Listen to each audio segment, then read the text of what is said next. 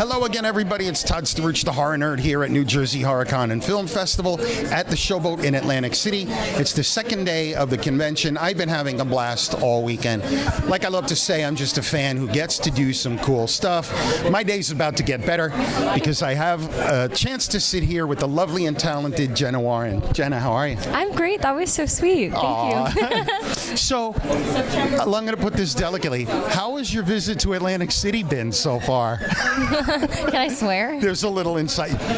There's supposedly adults watching this, okay, so go for it. I got shitted on. By a bird. By a bird. Let's clarify. Let's clarify. By some seagulls outside. We were warned about 5 seconds before this incident. Beware the birds. 5 seconds later, 100 pounds of bird pelted down. Insert clip here. But yeah, no. Other than that, but it brings good luck. So you know what? Everything happens for a reason. My clothes are in a bag now, though, in a garbage bag. But no, it's other than that, it's been great. Everyone is super nice, very welcoming, and it's nice to be by the water too. It is. Yeah. It is. So let's talk about Thanksgiving. Oh, that, yeah. So I forgot. A little movie that you were in. Yeah. So how did you become involved with this film? Yeah, so a few months before the audition for this film, I did a short with Eli called Trick VR Treat. It was one of his VR short films, and so I made a relationship with him there. It was great. I had the best time. He killed me in that one too. And then a few months later, I got an audition for Thanksgiving, and I didn't really know what I was auditioning for. I thought it was going to be another VR short because he also did a Valentine's Day one. So I was like, oh, Thanksgiving, it makes sense. And then I realized after I booked it what it was, because I'm terrified of everything. So I wasn't super aware of the whole Grindhouse trailer situation. Mind you, I did look up the trailer because I was aware of it, but I thought we were just making a VR short for that trailer. Gotcha. And then yeah, I did the audition, and then a few weeks later I got the phone call that I got the part. I told my agent to shut up, and then we started filming. Awesome. So that's a good segue into my next question, because I always love to ask this of people who have acted in horror films. I think you already answered it, but are you yourself a fan of horror movies? I love being in horror movies. Okay.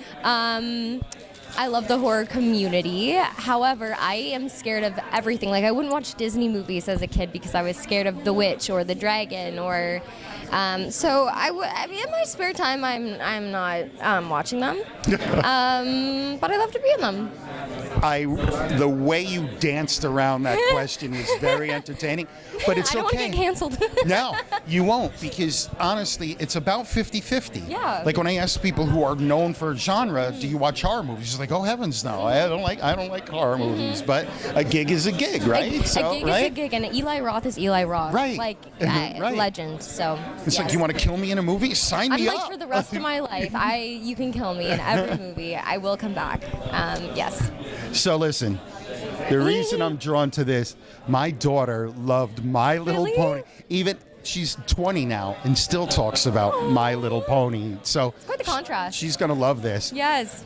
So what are some of the unique challenges or different challenges that come with voiceover work as opposed to in camera work? I love questions like this. The most challenging part is creating the world in your head, because it's just you in a recording booth with a mic stand in front of you. Sometimes you don't even have the other cast members in ensemble with you, so you're by yourself and you have to create this whole world in your head. If you're falling, you're standing still, but your voice box has to be falling. So you have to trust your instincts a lot and be really imaginative and creative, which you still do on camera as well, but even more so because when you're on camera, the audience gets to see your reaction to and see how your body's moving. I have to make sure that my voice gives so much life that the animators can put that voice into the character, so then the character can move and have facial expression. So it's a huge responsibility, and not a lot of people know how, much thought and care goes into voice work, because you're just behind a microphone, but you have to really embody every single aspect of what the character would be like in the real world. So that's a great answer. Yeah, I like it, because look, I've done some indie films and stuff. I've never done any voiceover work, but I've watched videos of people doing it, and I'm like, that actually looks pretty intense. You know what I mean? Yeah. Especially if there's a unique voice or an accent or something. So definitely. That's pretty cool.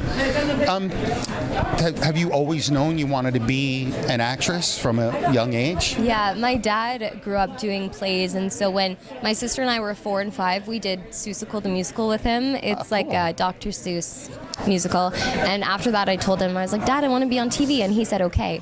I think like any normal parent might have been like, oh yeah, it's so cute. But then he went out, he found me an agent, set up some meetings, and he dadagered a little bit, and was so supportive immediately, and would drive us 2.5 hours down to auditions back to our hometown for years.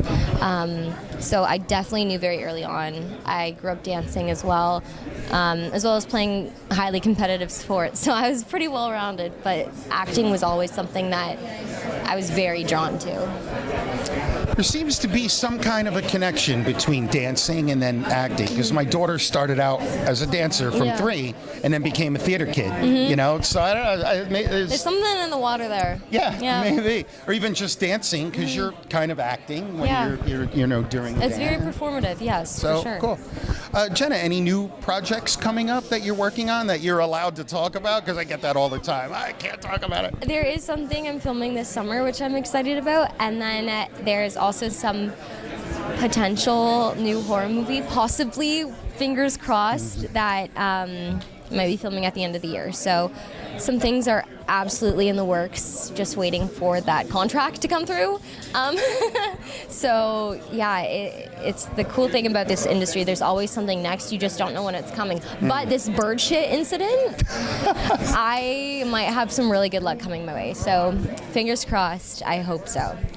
Listen, I don't mean to harp on a traumatic incident, but I was in the elevator when Jenna walked in, and there was 3 of us. Okay, Yeah, it wasn't just me that's who true. freaked. That is true. And the look on this poor girl's face, and she was stiff like this. I am not gonna move. I am not. You're not gonna. No one in here. I'm sorry about the smell. And I'm like, all right, it's not like you did it on purpose, right? No, but I didn't want to really touch felt bad anybody. for you. I was like, should we get in the next elevator? It was all in my hair. But something good's going to come from it. Fair it's a enough. conversation topic. Exactly. It's a new opener for me. Right, So. exactly. And it makes for an interesting interview, right? Exactly. It's like that. I've never had that. I did it for you. I've never had that opener before in You're an welcome. interview, so that was great.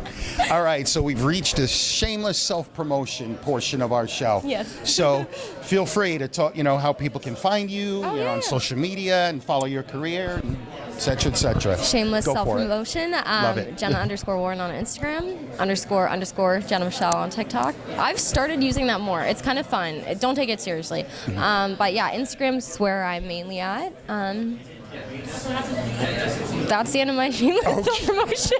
Okay, fair enough. So awkward. No, not at all. Look, it always goes one of 2 ways. People will be like very brief, or people, and I'm like, wrap it up. Oh, look at the time. Yeah. All right, awesome. Jenna, thank you so Thank much you for a so few minutes of much. your time. Thank It was you. nice, and we bonded in the elevator. Do I smell better today? Do what? Do I smell better today? I don't know if what I say, how creepy it will make me. Okay, fair enough. Cut the cameras. Bye. But the answer is yes, you do. Lovely. So, all right. great. Awesome. Jenna Warren, everybody here at New Jersey HorrorCon and Film Festival at the Showboat in Atlantic City. This is Todd Staruch, the Horror Nerd, signing off. We will see all of you in the next interview. Right.